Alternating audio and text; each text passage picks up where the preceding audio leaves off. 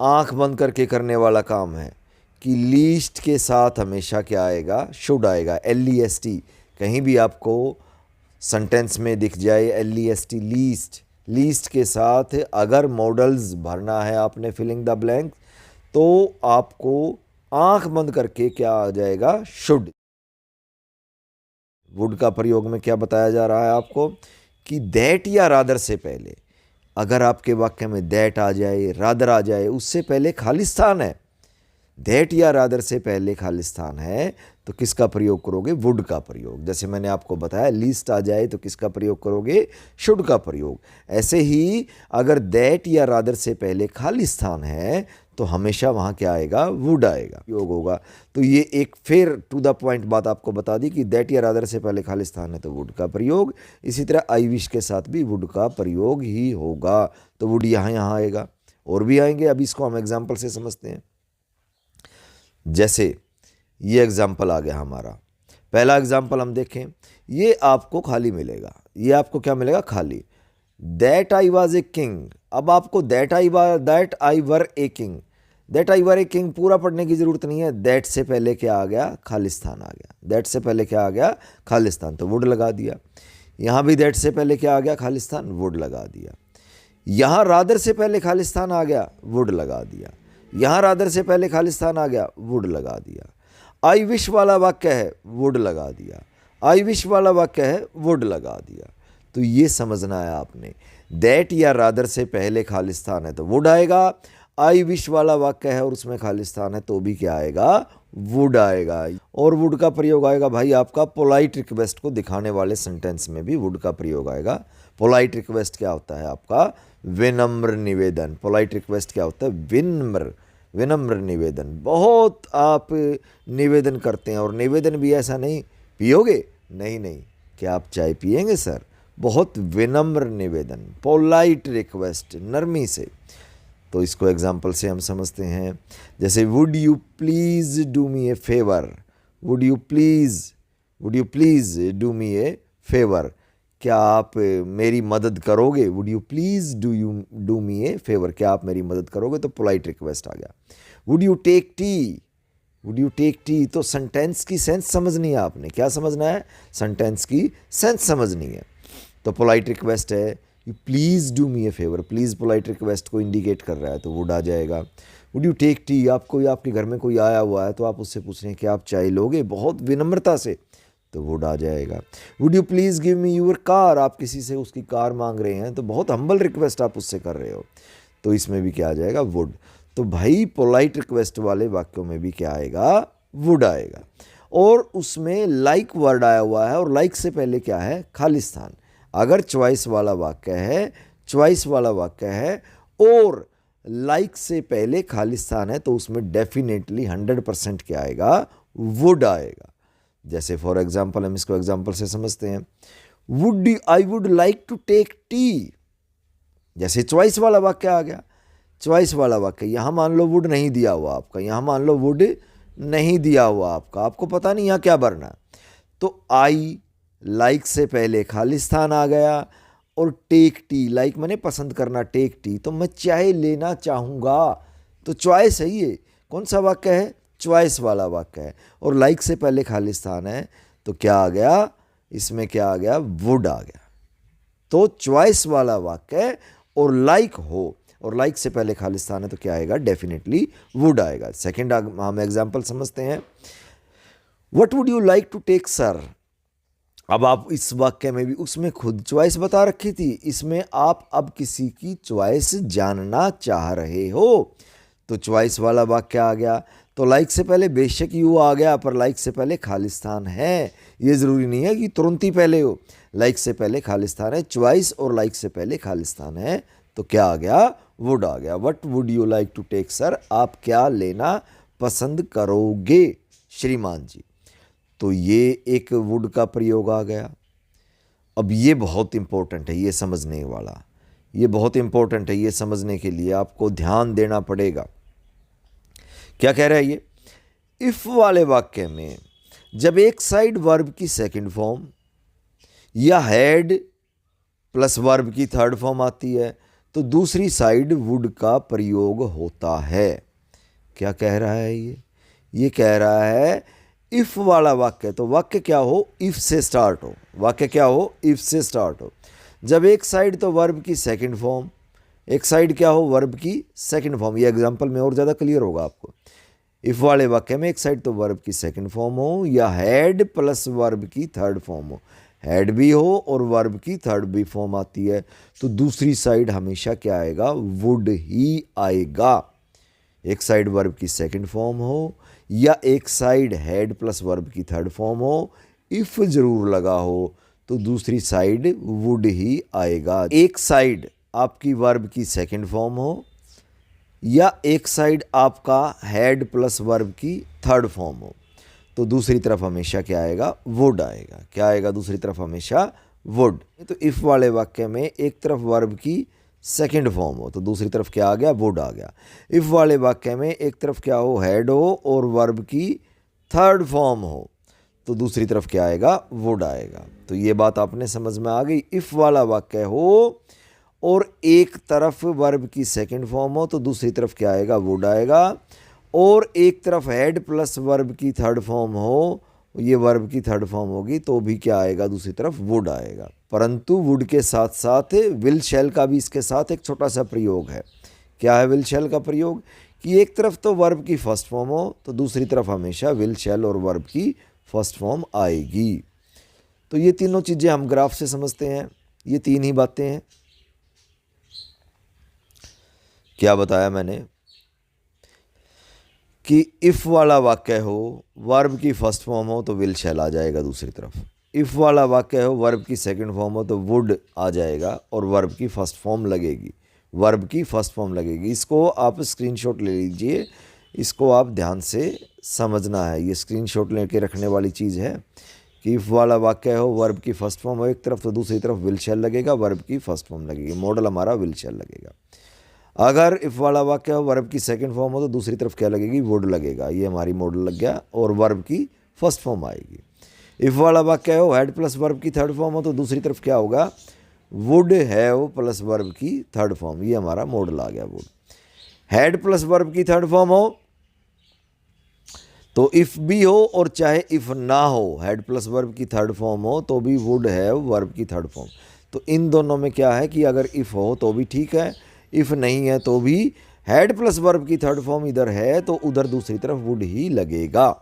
ये चीज़ें तो आपको दी हुई मिलेंगी, आपको ये चीज़ें तो आपको आपके फिलिंग द ब्लैंक में हैव प्लस वर्ब की थर्ड फॉर्म, वर्ब की फर्स्ट फॉर्म, वर्ब की first form, have plus verb की थर्ड फॉर्म, ये दी मिलेगी। आपको सिर्फ ये देखना है कि वर्ब की फर्स्ट फॉर्म आ गई तो विल शैल लगा दो, वर्ब की सेकंड फॉर्म आ गई तो वुड। एक तरफ वाक्य में इफ वाला वाक्य हैड प्लस वर्ब की थर्ड फॉर्म हो तो वुड लगा दो, हैड प्लस वर्ब की थर्ड फॉर्म हो तो वुड लगा दो। ये एग्जाम्पल भी दे रखे हैं कि इफ़ यू वर्क हार्ड। अब ये इफ़ यू वर्क हार्ड, इसमें क्या क्या आया, इसमें इफ़ यू वर्क हार्ड में इसको देखो, अब जो ऊपर हमने सीखा उसको इम्प्लीमेंट करते हैं। If you work hard, if वाला वाक्य आ गया, क्या आ गया, इफ़ वाला वाक्य आ गया, वर्क आ गया मतलब वर्ब की फर्स्ट फॉर्म आ गई तो विल आ गया। इफ़ वाला वाक्य आ गया, वर्ब की सेकंड फॉर्म आ गई तो क्या आ गया, वुड आ गया। और ये क्या हो गया, हैड आ गया और वर्ब की थर्ड फॉर्म आ गई तो क्या आ गया, वुड आ गया। कैन कुड में वैसे तो बहुत ज़्यादा इसके प्रयोग हो सकते हैं मॉडल्स में, पर हम सभी का प्रयोग नहीं करेंगे, बहुत लेंथी वीडियो हो जाएगी, आपको समझ में भी नहीं आएगा, आप कंफ्यूज हो जाओगे। तो कैन और कुड का प्रयोग क्या होता है, मेनली कैन कुड का प्रयोग किस में होता है, एबिलिटी या कैपेसिटी। एबिलिटी या कैपेसिटी, आपके अंदर क्या एबिलिटी है, एबिलिटी का मतलब क्या होता है, योग्यता। कैपेसिटी, कैपेसिटी का मतलब क्या होता है, क्षमता। एबिलिटी आपकी किससे जुड़ी हुई है, माइंड से, दिमाग से। आपके अंदर क्या क्या योग्यता है, ये मानसिक तौर पर योग्यता किससे रिलेट करती है, मानसिक तौर पर। कैपेसिटी, कैपेसिटी क्या होती है, क्षमता।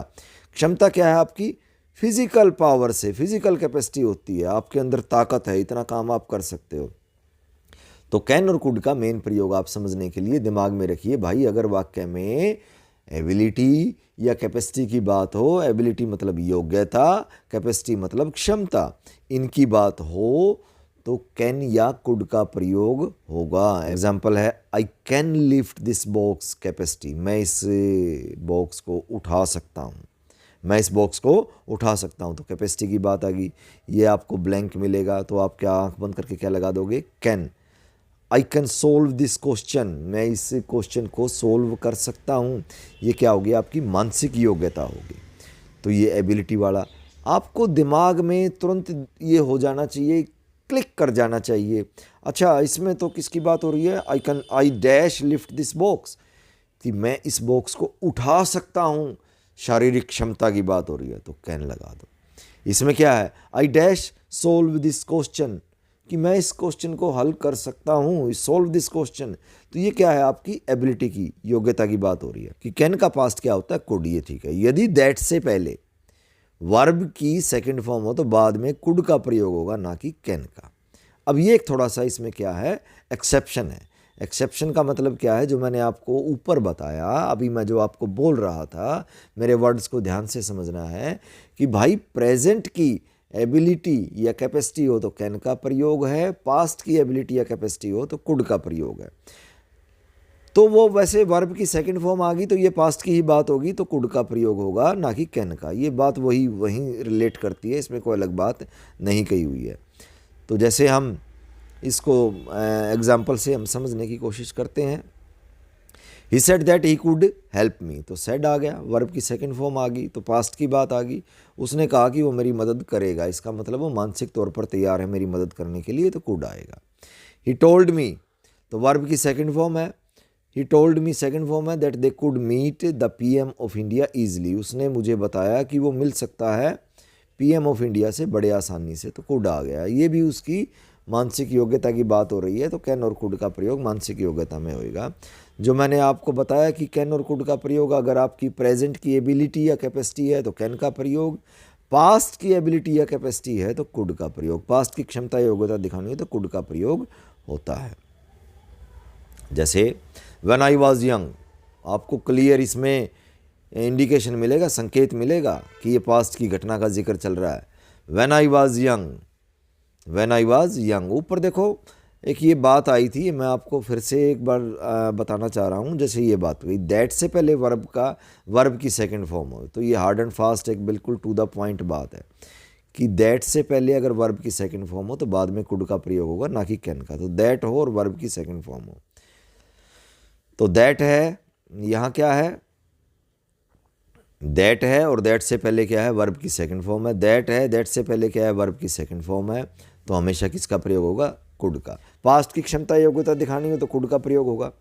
पास्ट की मैंने आपको बताया कि एबिलिटी या कैपेसिटी के लिए कैन या कुड का मेन प्रयोग होता है। अगर प्रेजेंट की एबिलिटी या कैपेसिटी हो तो कैन का प्रयोग करेंगे, अगर पास्ट की एबिलिटी या कैपेसिटी हो तो कुड का प्रयोग करेंगे। पास्ट की पता करने के लिए हमारे को उसमें जो हमारा फिलिंग द ब्लैंक सेंटेंस दिया होगा उसमें बिल्कुल क्लियर ये इंडिकेशन, संकेत मिलेगा कि भाई क्या है ये वाक्य पास्ट का। जैसे व्हेन आई वाज यंग, जब मैं जवान था, पास्ट की बात है। तो लिफ्ट 100 kg ऑफ वेट, उठा सकता था 100 किलो वेट, तो जवानी की बात है, अब नहीं, तो ये पास्ट की बात होगी। और किसकी बात होगी, कैपेसिटी की बात होगी, फिजिकल कैपेसिटी की बात होगी, तो क्या आ जाएगा, कुड आ जाएगा। सेकंड क्या है, माई लेट ग्रैंडफादर, मेरे भूतपूर्व पिताजी या मेरे जो पास्ट हो चुके हैं, सॉरी दादाजी, माई लेट ग्रैंडफादर जो अब इस दुनिया में नहीं है, लेट ग्रैंडफादर, इसका मतलब पास्ट की बात है। नॉट रीड विदाउट स्पेक्टेकल्स, वो बगैर चश्मों के नहीं पढ़ सकते थे, तो ये भी उनकी कैपेसिटी की बात है कि नहीं पढ़ सकते थे मेरे लेट दादाजी। लेट मतलब अब नहीं है दादाजी, फिलहाल नहीं है, तो भी पास्ट की बात है, तो क्या आ जाएगा, कुड आ जाएगा। पास्ट का चाहिए वाले वाक्यों में अब कहाँ शुड का प्रयोग करना है, कहाँ ought to का प्रयोग करना है, कहाँ मस्ट का प्रयोग करना है, ये हम समझेंगे। कि शुड का प्रयोग हमेशा वही होगा जब सामाजिक दायित्व या नैतिकता की बात हो। शुड आपको करना चाहिए, समाज में उस चीज़ को अच्छा माना जाता है, आपको वो बात करनी ही करनी चाहिए। नहीं करोगे कोई आपको कानून सजा नहीं देगा, पर सामाजिक तौर पर आपकी जो एक साख है उसको दिक्कत हो सकती है। तो सामाजिक तौर पे हमें ये काम करना चाहिए, तो जो सामाजिक तौर पर काम करना चाहिए उसके लिए शुड का प्रयोग करेंगे। ought to, जिसका फ़र्क केवल आप पर पड़ता हो। अगर वो काम आप नहीं करोगे तो उसका डायरेक्ट फ़र्क आपको पड़ेगा। आपको करना चाहिए, नहीं करोगे तो समाज को कोई दिक्कत नहीं है उस चीज़ से, नहीं करोगे तो, पर आपको खुद पर्सनली दिक्कत हो जाएगी। तो उसके लिए किसका प्रयोग करोगे? ऐसे वाक्यों के लिए ऐसे चाहिए हमें किसका प्रयोग करोगे? ought to का। मस्ट जब ला हो, कानूनी बाध्यता हो, कानूनी दायित्व हो, कोई काम करना आपको चाहिए जिसमें कानून की बात चल रही है, अगर आप नहीं करोगे तो कानून आपको सज़ा दे सकता है, आपको जुर्माना लग सकता है, वो काम आपको करना चाहिए, बाध्यता है उसमें किसकी? कानून की, तो उसमें मस्ट। या कोई बहुत मजबूरी की बात हो, बहुत मजबूरी है, घर जल रहा है आपको, तो आपको क्या करना चाहिए? आपको आग बुझानी चाहिए, तो वो मजबूरी आ गई, बहुत ज़रूरी है वहाँ काम। तो मजबूरी की बात हो या ला की बात हो, लाफुल ऑब्लिगेशन हो, दायित्व की बात हो, दायित्व माने ऑब्लिगेशन, तो वहाँ किसका प्रयोग होगा? मस्ट का। शुड सामाजिक तौर पर, ought पर्सनल तौर पर, मस्ट बहुत ज़्यादा मजबूरी है, या लाफुल ऑब्लिगेशन है, कानूनी दायित्व है, तो किसका प्रयोग करोगे? मस्ट का। तो इसको हम एग्जाम्पल से समझ लेते हैं। तो आपको क्या बताया, जैसे हम ये पहला सेंटेंस देखते हैं, पहला एग्जाम्पल देखते हैं कि वी डैश, ये आपको ब्लैंक मिलेगा, ये आपको खाली मिलेगा। वी डैश स्पीक ट्रुथ, तो यहाँ से आपको देखते ही समझ में आ जाना चाहिए कि वी मैंने हमें, स्पीक मैंने बोलना, ट्रुथ मैंने सच्चाई, कि हमें सच्चाई बोलनी चाहिए, कि हमें सच्चाई बोलनी चाहिए। तो सच्चाई बोलनी चाहिए, इसका मतलब क्या है? ये सामाजिक बात है, सच्चाई बोलनी चाहिए। समाज आपसे उपेक्षा करता है, सामाजिक तौर पर आपकी एक छवि तभी बनेगी जब आपको ये लगे कि बड़ा सच्चा आदमी है, तो ये सामाजिक बात है। तो यहाँ क्या लगा दोगे आप? शुड लगा दोगे। क्या लगा दोगे? शुड। तो नैतिकता की बात आ गई, सामाजिकता की बात आ गई, तो क्या आ गया? शुड का प्रयोग एक सबसे पहले स्टार्टिंग में मैंने बताया कि लीस्ट हो अगर वाक्य में, तो हमेशा क्या आएगा? शुड ही आएगा। सेकंड वाक्य देखो, you dash work hard for your success, कि आपको कठोर परिश्रम सक्सेस के लिए करना चाहिए, कि आपको अगर सक्सेस प्राप्त करनी है, सफलता प्राप्त करनी है, तो कठोर परिश्रम करना चाहिए। आप करोगे कठोर परिश्रम तो इसका इनाम आपको ही मिलेगा, समाज को क्या फ़र्क पड़ेगा इस चीज़ से?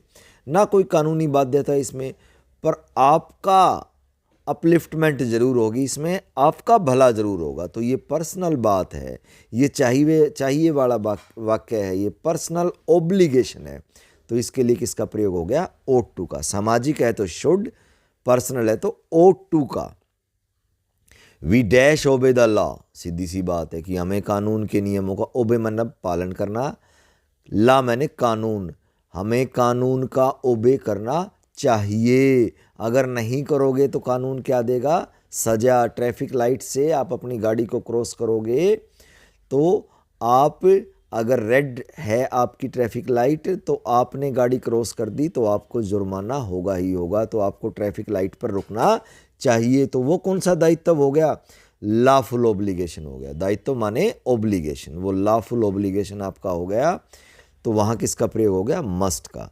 We dash fight to death, हमें मरने से बचने के लिए या मृत्यु तक लड़ते रहना चाहिए, हमें मृत्यु तक लड़ते रहना चाहिए अपने आप को सरवाइव करने के लिए। तो नहीं करोगे तो भाई मर जाओगे।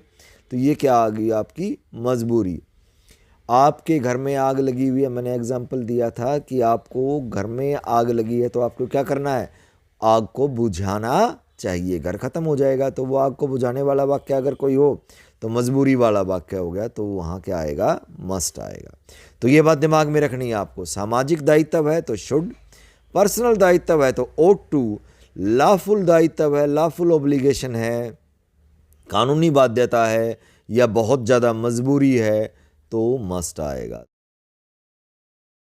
में क्या आएगा कि सो दैट के बाद में का प्रयोग पर्पस बताता है। सो दैट के प्रयोग आप लगभग, अगर पर्पस वाला वाक्य है, उद्देश्य वाला वाक्य है, इसमें किसी उद्देश्य की पर्पस वाली बात हो रही हो और सो दैट हो और उसके बाद खालिस्तान हो, तो मे का प्रयोग होगा।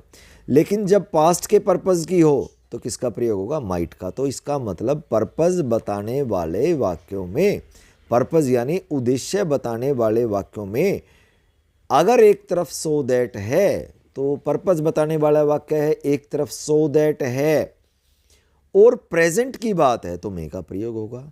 पर्पस वाला वाक्य है, एक तरफ सो दैट हो पर पास्ट की बात हो तो माइट का प्रयोग होगा। एग्जाम्पल से समझते हैं। एग्जाम्पल में क्या बता रखा है, देखो दिमाग में रखना है कि वाक्य किसका होना चाहिए? पर्पस बताने वाला, उद्देश्य है उस वाक्य में, सो दैट हो उस वाक्य में, प्रेजेंट का है तो मे आ जाएगा, पास्ट का है तो माइट आ जाएगा। पर्पस, सो दैट, प्रेजेंट और पास्ट, मे या माइट, दिमाग में रखना है। जैसे we eat so that we dash live, हम खाते इसलिए हैं ताकि हम क्या रह सकें? जिंदा रह सके। तो पर्पस है, जिंदा रहने के लिए क्या करना पड़ेगा? खाना पड़ेगा। तो प्रेजेंट की बात है, ईट, सो दैट आ गया, प्रेजेंट की बात है तो क्या आ गया? मे आ गया। ही वर्क्स हार्ड, वो कठोर परिश्रम करता है, सो दैट आ गया, वर्क्स हार्ड ही मे पास। तो पर्पस क्या है? उद्देश्य क्या है? पास होने का उद्देश्य है। क्या है? अगर वह कठोर परिश्रम करता ही इसलिए है ताकि वो पास हो सके, तो पर्पस वाला वाक्य है। उसका उद्देश्य क्या है? पास होना। क्या कर रहा है उसके लिए? वर्क हार्ड कर रहा है। तो पर्पस वाला वाक्य है, सो दैट आ गया, प्रेजेंट में है तो मे आ गया। He worked hard so that we might pass, उसने कठोर परिश्रम किया, वर्कड हार्ड, पास्ट की बात आ गई, सो दैट आ गया, क्या आ गया? माइट आ गया। तो ये बात आपको दिमाग में रखनी है। They died so that we might live, वो मर गए ताकि हम जिंदा रहें, वो हमारे को जिंदा रखने के लिए। जैसे हमारे फ्रीडम फाइटर्स की हम बात करते हैं, they died so that we might live, कि हमारे को जिंदा रखने के लिए वो मर गए। तो उनका उद्देश्य क्या था मरने का? हमारे को, ताकि हम जिंदा रहें। तो उद्देश्य वाला वाक्य हो गया। डाइड वर्ब की सेकंड फॉर्म आ गई तो पास्ट का वाक्य हो गया, उद्देश्य प्लस पास्ट माइट। तो उद्देश्य वाला वाक्य हो, प्रेजेंट में हो, सो दैट आ जाए, उद्देश्य हो, सो दैट हो तो मे और माइट का प्रयोग होगा। उद्देश्य हो, सो दैट हो, प्रेजेंट का हो तो मे, उद्देश्य हो, सो दैट हो, पास्ट का हो तो माइट। तो मे माइट का एक ये प्रयोग हो गया। ज़्यादा संभावना के लिए हम मे का, एक संभावना के लिए भी मे और माइट का प्रयोग करेंगे। वो उद्देश्य वाला वाक्य था सो दैट के साथ। अब क्या आ गया? ज़्यादा संभावना के लिए मे का प्रयोग, कम संभावना के लिए, थोड़ी बहुत कम पॉसिबिलिटी है, माइट का प्रयोग। तो मे और माइट का प्रयोग एक ही किसके लिए आ गया? संभावना के लिए। ज़्यादा हो, ज़्यादा संभावना हो तो मे का, कम संभावना हो तो माइट का। Example, it may rain today, भाई बादल छाए हुए हैं, बहुत बादल छाए हुए हैं, तो इट मे रेन टुडे, आज बारिश हो सकती है, ज़्यादा संभावना है। You may pass this exam, आप इंटेलिजेंट हो, आप इस एग्ज़ाम को पास कर सकते हो, ज़्यादा संभावना। ही मे कम एनी टाइम, उसके वो किसी भी समय आ सकता है, ज़्यादा संभावना। द प्लेन में लैंड एनी टाइम, अनाउंसमेंट हो गई है, प्लेन किसी भी टाइम लैंड कर सकता है, नीचे उतर सकता है। अब देखो ये तो ज़्यादा संभावना वाले वाक्य थे।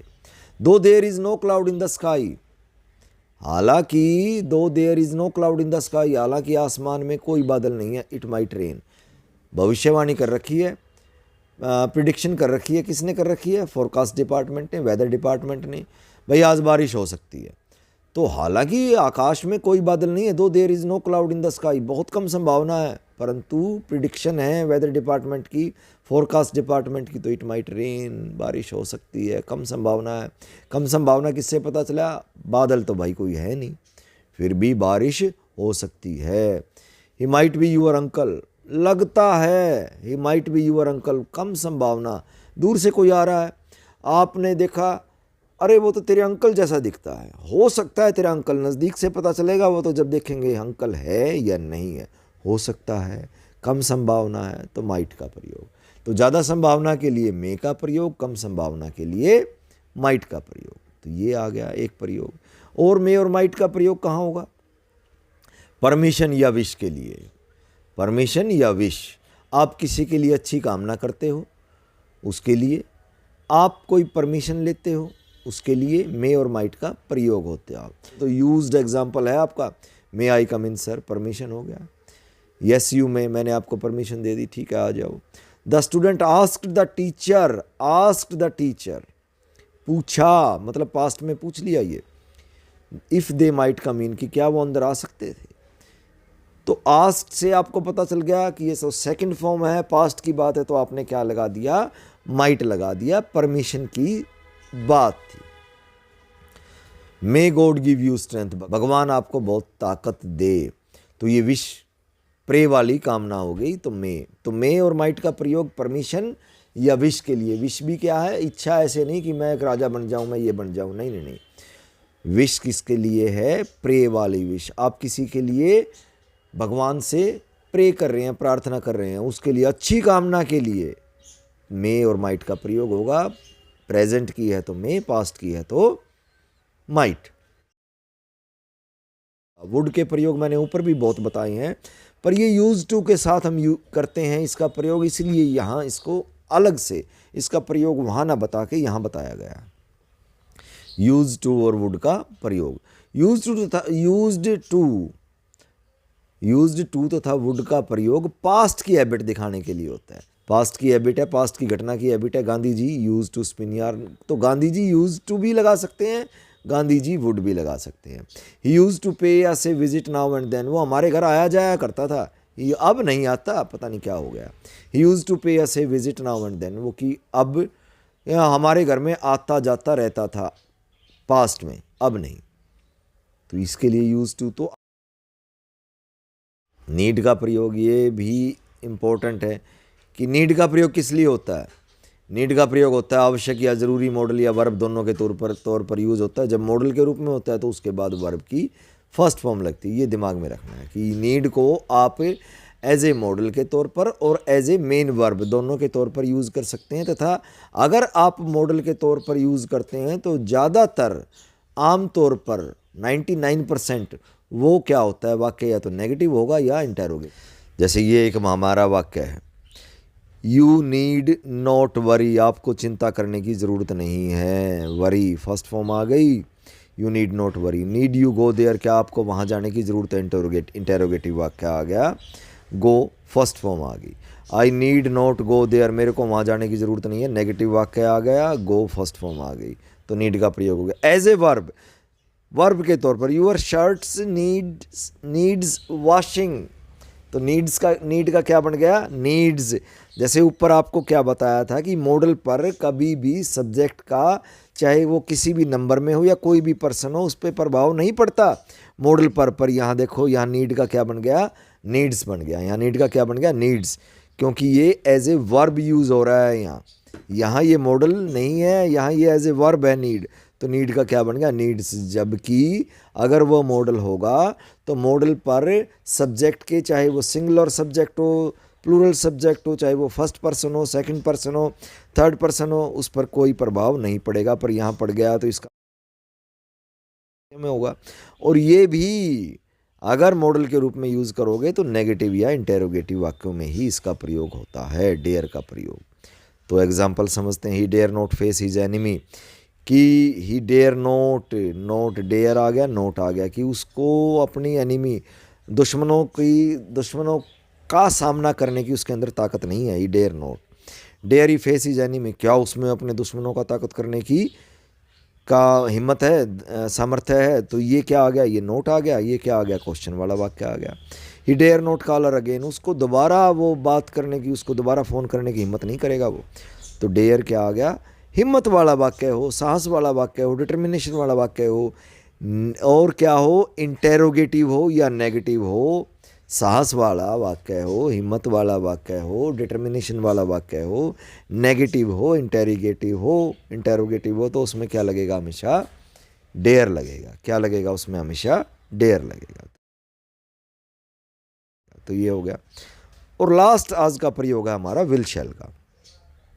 विल शैल का ये सिंपल सी बात है। विल शैल जैसे हम इसमें टेंस में यूज़ करते हैं, ऐसे ही इसमें भी यूज़ करेंगे। फ्यूचर दिखाने वाले सेंटेंस में जिसमें नेक्स्ट, टुमारो ये वर्ड आए तो आई वी के साथ शैल और अदर सब्जेक्ट के साथ क्या आएगा, विल आएगा। जैसे सिंपल हम टेंस में यूज़ करते हैं कि फ्यूचर वाले वाक्य हों, जिसमें क्या हो, नेक्स्ट हो, टुमारो हो, तो आई वी के साथ हमारा सब्जेक्ट हो तो आई वी के साथ हमारा शैल आएगा और दूसरे के साथ विल आएगा। पर इसमें एक्सेप्शन है, वो आगे हम समझेंगे। जैसे ये सिंपल से वाक्य है हमारे, जैसे हम टेंस में यूज़ करते हैं विल शैल का, आई के साथ क्या आ गया, शैल आ गया, फ्यूचर की बात है tomorrow. He will join us late, कि वो हमारे को कल मिलेगा या बाद में हमारे को मिलेगा, तो ज्वाइन अस लेट ये फ्यूचर की बात होगी, विल आ गया, ही के साथ क्या आ गया विल, आई के साथ क्या आ गया शैल, दे के साथ क्या आ गया will, they will pay their fee next Monday, अगले मंडे अपनी फीस भर देंगे, तो फ्यूचर की बात आ गई तो विल आ गया। तो ये तो सिंपल जो टेंस में हम विल शैल का प्रयोग करते हैं, ऐसे ही मॉडल में भी हम विल शैल का प्रयोग करेंगे। पर एक्सेप्शन है, अपवाद हैं, वो क्या है, वो ये हैं, परंतु यदि वाक्य में डिटर्मिनेशन हो, प्रॉमिस हो, थ्रेट हो, फ्यूचर का वाक्य हो, क्या वाक्य हो, फ्यूचर का वाक्य हो, उसमें डिटर्मिनेशन आ गई, प्रॉमिस आ गया, थ्रेट आ गई। ऊपर मैंने डिटर्मिनेशन के वाक्य में क्या लगाया था, अभी पीछे नीड लगाया था, डेयर लगाया था डिटर्मिनेशन वाले वाक्य में, पर वो फ्यूचर का वाक्य नहीं था। पर अगर डिटर्मिनेशन वाला वाक्य हो, प्रॉमिस वाला वाक्य हो, थ्रेट वाला वाक्य हो, डीपीटी रूल कहते हैं, डी से डिटर्मिनेशन, पी से प्रॉमिस, टी से थ्रेट, तो डीपीटी वाला वाक्य हो, डिटर्मिनेशन, प्रॉमिस, थ्रेट वाला वाक्य हो, फ्यूचर वाला वाक्य हो, तो उलट जाएगा। सिंपल हम टेंस में क्या यूज़ करते हैं, आई वी के साथ शैल और अदर सब्जेक्ट के साथ क्या यूज़ करते हैं, विल। पर अगर डीपीटी वाला वाक्य हो, फ्यूचर का वाक्य हो, तो उलट जाएगा, आई वी के साथ यहाँ विल आएगा और बाकी सभी के साथ क्या आएगा, शैल। तो इसमें ऐसे वाक्यों में ये भी आपको इंडिकेशन दिए मिलेंगे, ये होंगे या हो सकते हैं, सर्टनली बाय हुक और बाय क्रुक, किसी भी तरीके से, टू द डूम्सडे, कयामत तक, बी वट में, चाहे कुछ भी हो जाए, ये आएंगे। तो उल्टा लगेगा डिटर्मिनेशन, प्रॉमिस, डिटर्मिनेशन है भाई किसी भी तरीके से मैंने ये काम तो करना है, टू द डूम्सडे, कयामत तक मैं आपका साथ निभाऊंगा, चाहे कुछ भी हो जाए मैंने ये काम करना ही करना है, डिटर्मिनेशन आ गया। ठीक है, थ्रेट भी आ गया, चाहे कुछ भी हो। इसको हम एग्जाम्पल से समझते हैं, आई विल क्लियर माई डेब्ट बाय हुक और बाय क्रुक,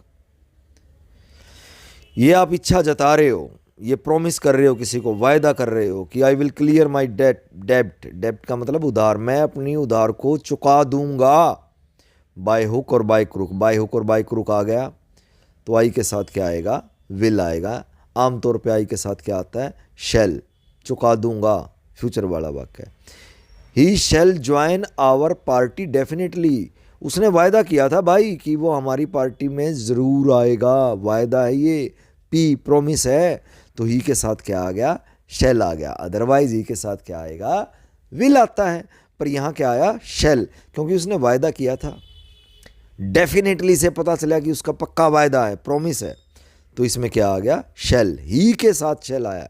अदरवाइज ही के साथ क्या आएगा, विल। फ्यूचर में I will be with you to the doomsday, I के साथ वैसे तो क्या आता है, शैल, मैं आपके साथ, मैं वायदा करता हूँ कि आपके साथ डूम्सडे तक रहूँगा, डूम्सडे कयामत के दिन तक रहूँगा, मतलब जब तक सांस है तब तक आपके साथ मैं रहूँगा। आई विल बी विद यू, तो आई के साथ वैसे तो क्या आता है, नॉर्मली शैल आता है, परंतु यहाँ क्या आ गया, विल आ गया।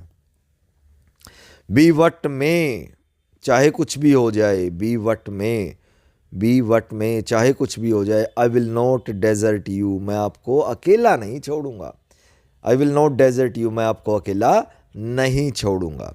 तो आई के साथ वैसे तो क्या आता है, शैल आता है, परंतु ये क्या है, वायदे वाला, प्रॉमिस वाला वाक्य आ गया, तो इसमें क्या आ गया, विल आ गया। तो बेटा विल शैल का प्रयोग हो गया। ये आज आपको मेन मॉडल्स के बारे में मैंने बहुत अच्छी तरह, बहुत तसल्ली से समझाया है। अगर आप इस वीडियो को, मेरी कही हुई बातों को, मेरी एक्सप्लेनेशन को ढंग से, ध्यान से, मेरे एग्जाम्पल को समझोगे, करोगे, तो कोई ऐसा मतलब ही नहीं है कि आपके एग्ज़ाम में मॉडल्स के अंदर मार्क्स ना आए। तो बेटा थैंक यू वेरी मच। इसको ध्यान से देखना है, समझना है, पढ़ना है और अच्छी तरह से सीखना है। Thank you.